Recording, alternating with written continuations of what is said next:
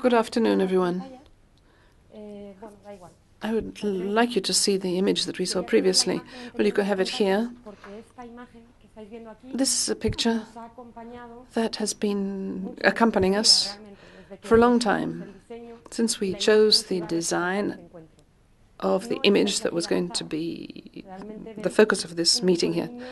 This was not chosen at random. This is the exhibition hall at the Botín Foundation in Santander. This group of children belong to the Responsible Education Program,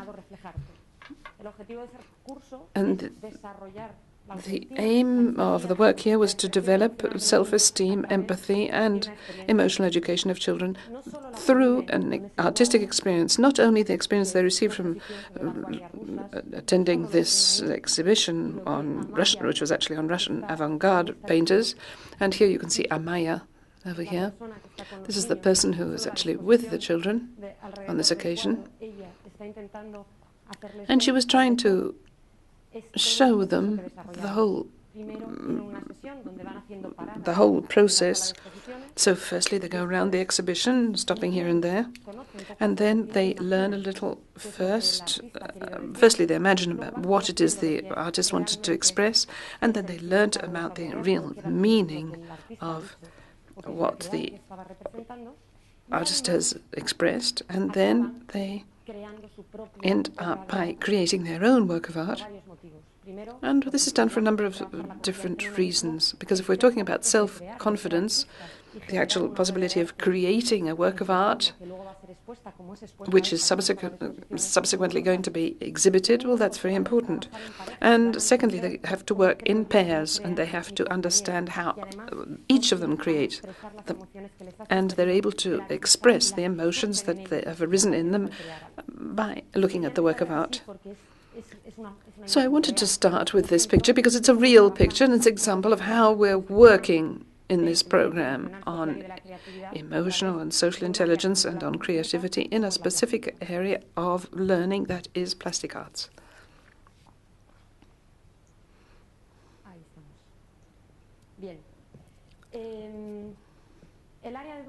So the area for education in the Botín Foundation, well, this morning we heard about the different lines of work in the foundation from the Director General, but I'm going to focus specifically on the general lines for education. The area for education was created, as I said, the foundation has existed, providing scholarships and training courses, etc., but when we started to work on something that would improve the quality of education, well, that was because we thought there was a very clear social need, and the main advantage of this program was that we were able to establish collaboration between public and private sectors.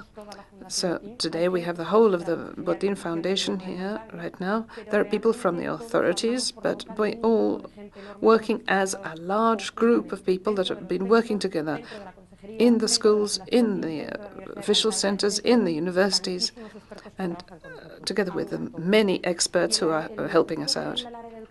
And the main objective of the area for education is to create an area for healthy learning through emotional and social and cognitive development, so that the children not only learn knowledge, but they also develop skills that will serve for the life in general. That's basically what education is. We're not inventing anything new here. And this is what teachers have always been trying to achieve. But I think what has changed have been our circumstances. And we have seen that we now need to do this sort of education in a more explicit way. We have to really be concerned about it. And this has to be applied throughout the whole process of schooling. And we believe that children in the school, in our schools, should learn to be independent, competent, not only intellectually or economically, but also socially and emotionally. They need to be responsible, and they need to show solidarity towards others. And so the three main areas for this education are responsible education, secondly, training. We are totally in favor of training, not the sort of training that's already been given to teachers, but more along the lines of what Pablo Fernández Barrocal was saying. That is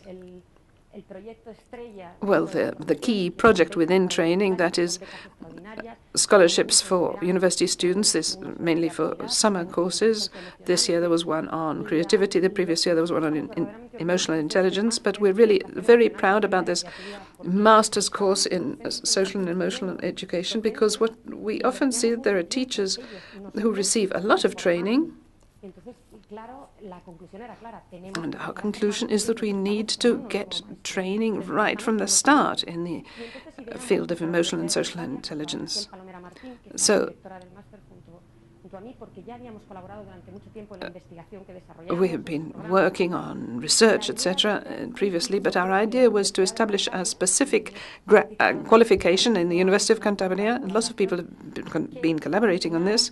The idea was that this qualification should combine the degree in teaching with a master's course, giving them a double qualification.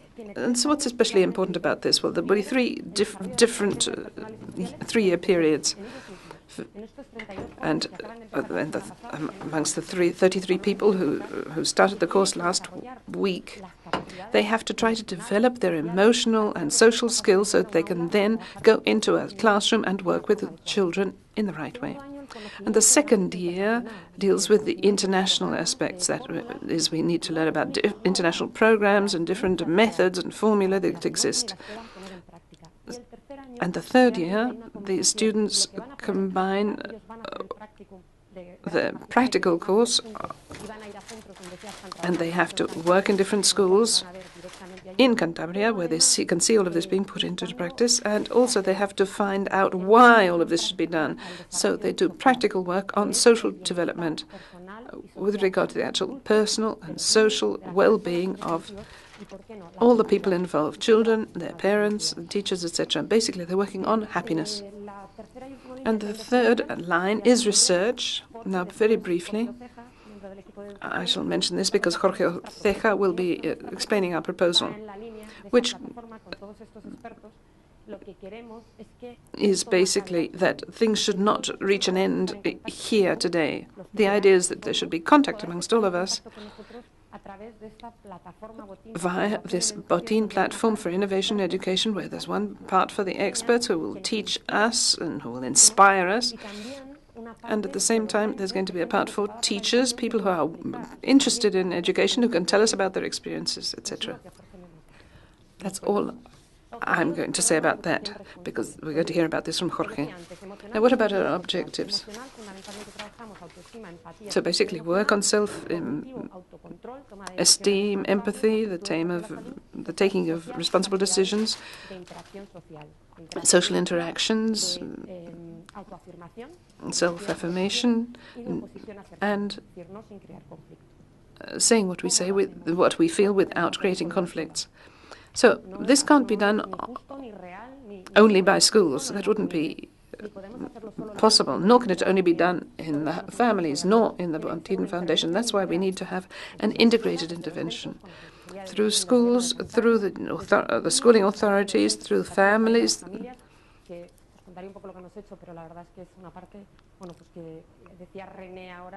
As René was saying, there's lots of work to be done, and also we need to work through the community, because the Botín Foundation is the community. Our main aim is to contribute to social development, as we've heard this morning, so we really need to work with the children, and that means that all the adults that children might come into contact with need to be involved. So what ingredients have we found? Well, there are 5 years of work, and we've seen what's worked and what hasn't worked so well. We've carried out research, and we've drawn up some results. And there's one activity in the tool bank that we use. And briefly, what we propose is that the children draw up a cooking recipe, but instead of using foods, well, we just use the qualities that we all have. So we work in teams, in groups rather. Manuel is very generous. He contributes generosity. And Luisa, for example, is very skillful in making friends, so she's a good communicator. That's what she contributes. And so Juana has a nice hairdo, so that's what she contributes. And you don't need a lot of salt, but you do need a little bit of salt. So there might be some things that seem to be not of much value, but in the end they all contribute to something useful to the finished dish. So that's what the children learn. We talk about our recipes and our ingredients, and so we've established collaboration needs to be voluntary. We're not going to change education quickly. This is a long-term project, and we have to carry out strict evaluation. We need to see what the results of our actions are in order to improve. There's one last ingredient, which is follow-up and attention. We in the Santander call this love, basically. We have a very special relationship because we all love what we're doing, and we try to create care and follow-up. So we're setting up working networks where we're all working towards the same end. And so what about our resources? Well, we have a number of different resources in the schools. Firstly, training, both in the schools and online. Also, evaluation, which is carried out by different research teams in the University of Cantabria. What have we done? Well, we've worked with 100 schools, a total of 900 teachers who are constantly giving us feedback, telling us what works, what doesn't work, etc. And 20,000 students. Now, going back to this same thing again, we've not worked only with schools, but we've also carried out initiatives with families and with the community. So what is it we do through the schools? Well, we suggest a number of activities. Here you can see all the different resources. They will subsequently be online, so that they'll be available to everybody. We're working on that right now. But this is a bank of tools, audiovisual tools for the promotion of emotional and social competencies. And all these variables, self-esteem, empathy, etc., all of this is included in the toolbox, and there are certain specific resources that can be used for each of them. But it's not a question of filling in a form and telling me the results. No. But we start off with an audiovisual activity, like a song, songs at different levels, obviously, depending on the age of the children, and a commercial from the TV, Coca-Cola or whatever. Or we've made the choice of these commercials together with all the experts that are collaborating with us. And stories, legends, poems. We can use all sorts of things to work on this. And so we've done this in 3 different levels for preschool, primary, and secondary. And then finally we have tutorials and curricular areas, and here we try to be especially specific, and here we include all of this in a specific area, such as language class or maths class or geography class. Why shouldn't we read a book? And so we work on emotions and by telling a story which we know talks about different emotions, surprise or anger. And so we can tell children about magic things. And we actually have a magician who encourages children to understand the emotions that are involved in the stories. Now, this leads me to the subject of creativity. In addition to the toolbox that we've been working on with our tutorials, etc., well, also we realized right at the start that creativity was really essential. When we were working on all these subjects, that is music, art, language, literature, basically through the arts, we realized that the arts were really took off when the children were able to create something themselves. They were able to create a document or an exhibition or a work of art or a song. They came to a concert, in fact. They came to the exhibition hall, and when they were able to create something, then the results really multiplied fast.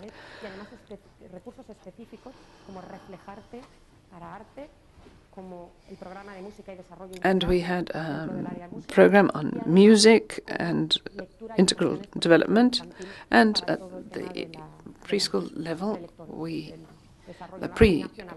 early readers, we had a program to encourage reading. And all of these activities are carried out in classrooms, but at the same time, there's also always a complementary activity that can be carried out in the community. And there are hundreds of museums, concert halls, etc., that can be used. And we just have to adapt the arts to the children to do what we want to do with them. So a concert for children aged 6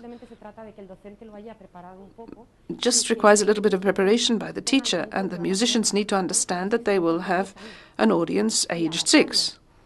All they need to do is adapt the concert slightly. All of this really works tremendously well. And so the children are able to sing along with the instrumentalists or the moderator who's working with them. And we're not talking about out-of-school activities.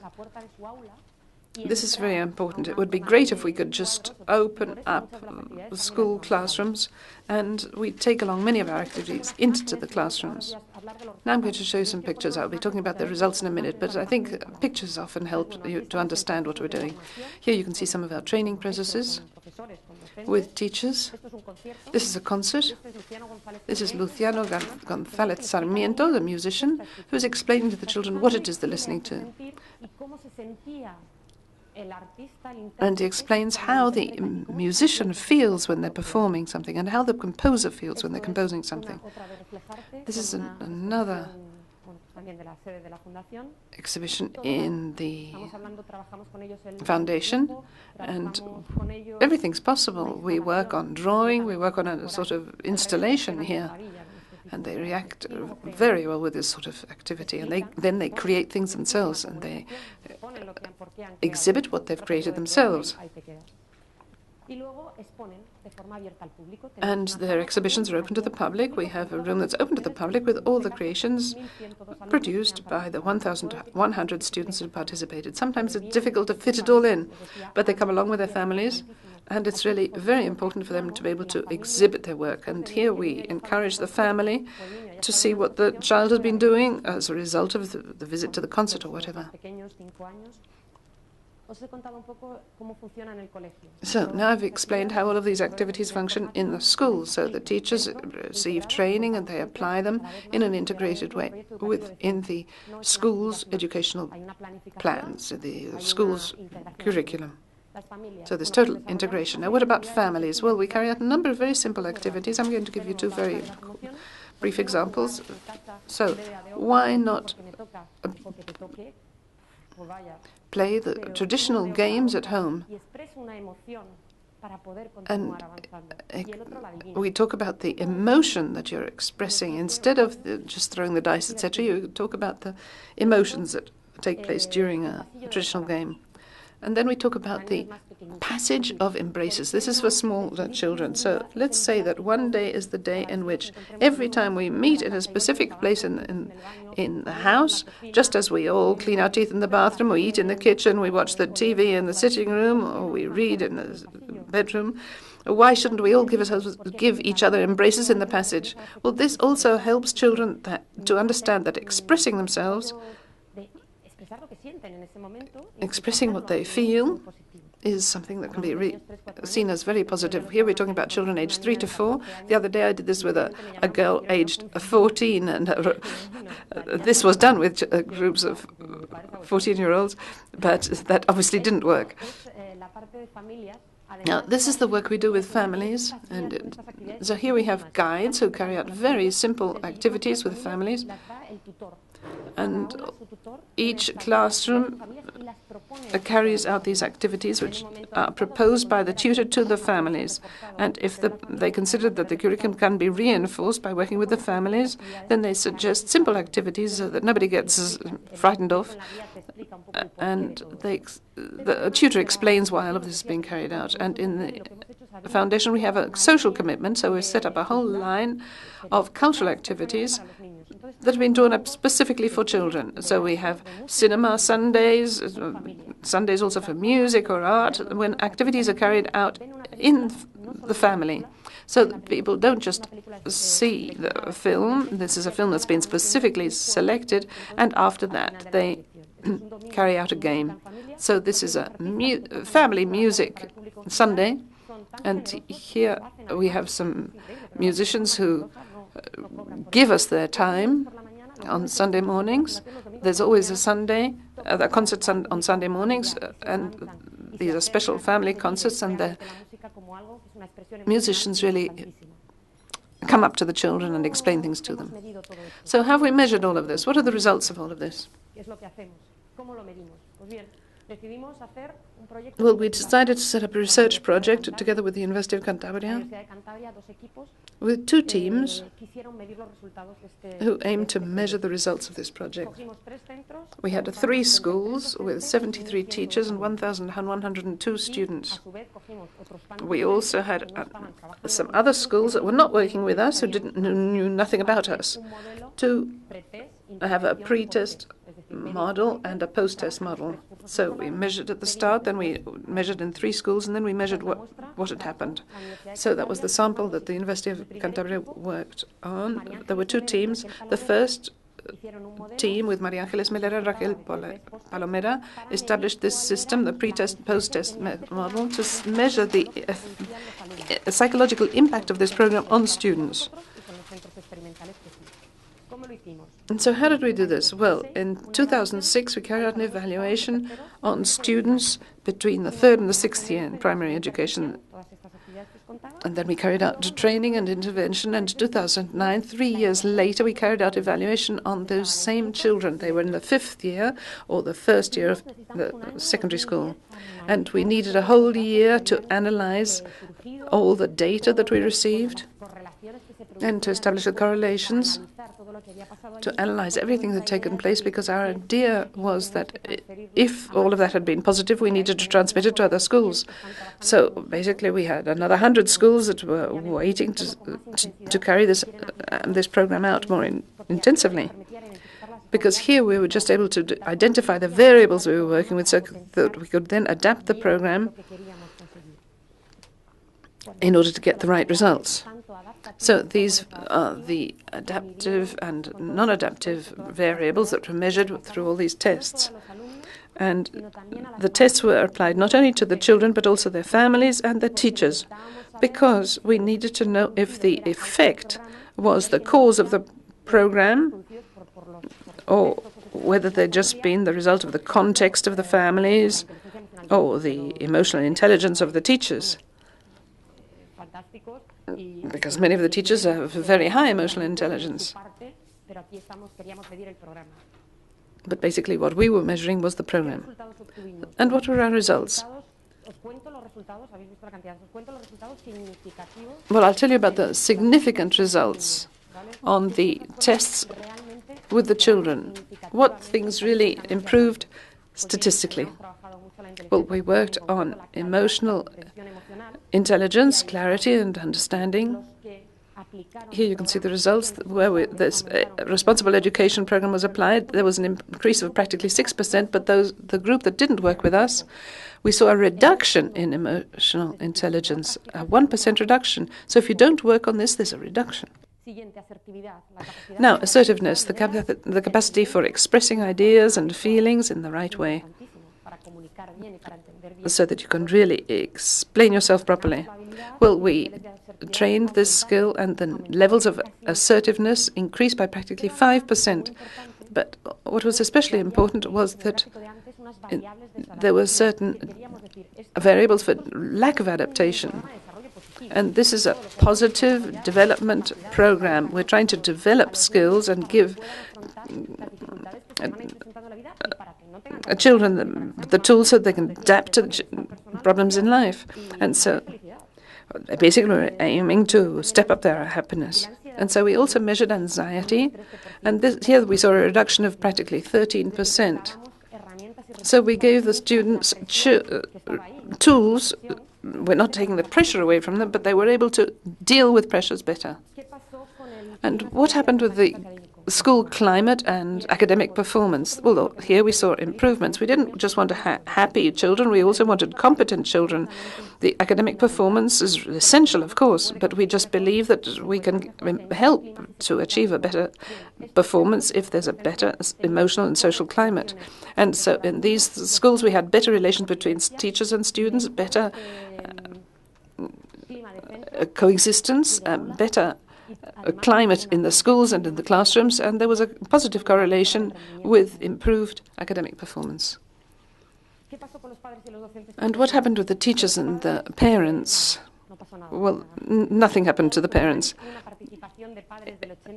There was an 80% participation by parents in the questionnaires,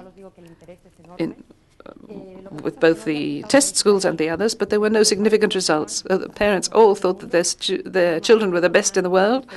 They were exceptional, all of them, so there were no significant results. And amongst the teachers, there were certain perceptions about their students that were positive. They considered the students that had been working through this program had better leadership, better adaptability, and also the problems of behavior and hyperactivity had improved significantly, according to the teachers. Now, some reflections on this study. Well, Raquel Palomera, who's one of the researchers here, said initially that this had been fantastic because there was an ecological approach, but I didn't really know that that was what was involved. But I think the concept is that we have used the teachers who were present in the schools. These results have been achieved by the people who are in these schools, public schools in a country area of Cantabria, a secondary school, which is where the schools go, where the children go, and also a mixed school with children from age 3 up to 18. So these are the schools that existed. We worked with them and with the teachers that existed, and the high averages we achieved was that these children were not chosen, and so they had we actually had a very high averages, and so there's a significant improvement in spite of the fact that we started out with very high averages. So altogether, these results can be considered very positive. And all of this was done in the short term because we're talking just about 3 school years, and there were certain things that we still haven't done. We didn't measure creativity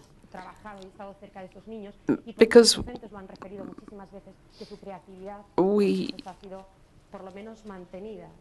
well, in general, we felt that creativity had been maintained at least. And finally, any process of a research and action teaches a lot. And so the next stage, at the next stage, we'll be very well prepared. Now, there's no point in just having children who improve if the teachers who participate in the project are not happy with the project and are not capable of developing it. There's a team that we've established. You can see the names here. They spoke with the teachers and the head teachers of the schools, and this is the response. After reading the 200 pages of the report, basically the result is the effort was worthwhile.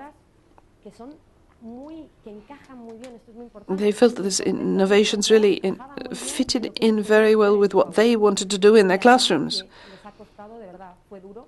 And the fact is that all of this was tough, but it was all worthwhile. So now we have happy teachers, happy students. So we think this is something that could be set up in more centers. So we've set up a network of schools. Because the fact is that often teachers told us that they were delighted with all of this, but why did they want to do it on their own? They wanted to hear about other teachers in other places working in the same direction. So we said, yes, they were right. We need to expand this, but we need to set up a network in which you will be the protagonist, not only in your schools, but also hearing about what's going on in other schools. Now, how is this going to be done? Well, we've actually set this up. It started out last week.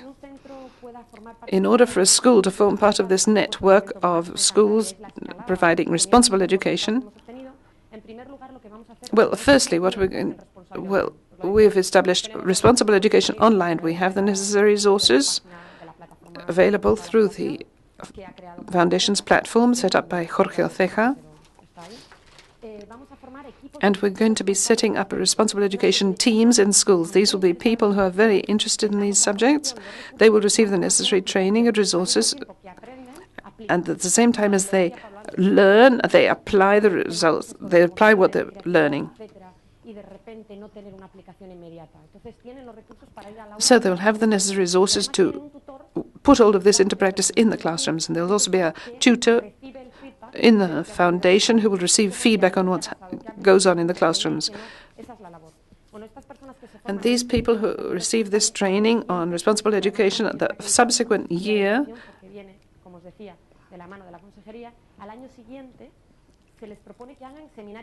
will be encouraged to carry out working seminars in their schools, so that all of those who have seen how this system works, and once they become specialists, then they'll be able to transmit it to the other colleagues in the schools.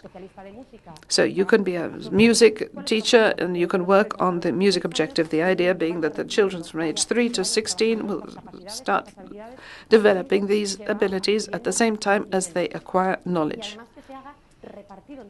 And also this will be done throughout the whole school. It won't just be done by the tutor or specific teacher. So there's distribution of all of this throughout the school. And certainly the backbone of the program is the toolbox. But then all of this is spread out so that we work through literature and first, and then the second term would be on art, and the third on music, for example. And the third phase would be to set up training seminars. That's the formula we have in Cantabria, where we provide accreditation in the third year. A large proportion of the school will be working in this way, and they'd all be working on the project.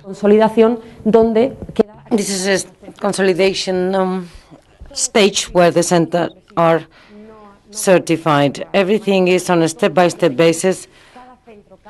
Each center, each and one of you here might have a different format, because the teachers are the ones that know about their classrooms, their children, and their cultural context. We just speak about what is universal, their emotions, and about creative capacities. And to conclude, I'd like to share with you this reflection from Plato that says that to begin is the most important part of any search and the most daring one. This morning, Jorge and myself, we were wondering whether I was going to tell you this anecdote or not. Now I have to tell, of course. In San Sebastian, at the Cursal Congress Center, there was a meeting about emotional intelligence. Daniel Goldman was one of the speakers, Linda Lantieri, Roger Weisberg, president of Castle. And Linda worked with us during the first international report. And Linda has a talent. It's an envelope full of sayings, and all of a sudden she says, pick up one. We were going through some escalators, and she was looking at me, and she just selected a sentence. It's true that I had spent a whole day telling Linda that I was very upset, that I was very worried, and she said, pick up a sentence, it will be the answer to your questions. And then I realized that what we were doing was just the beginning. I'm telling you this anecdote, and I'm sharing with you this saying so that you can enjoy it. What we have started in Botín Foundation is not so important. What is really important, what would be really daring, is to go on with this journey that you have started today. Coming here to this session, we will all be available to all of you, and I hope we will go on working together for a long time. And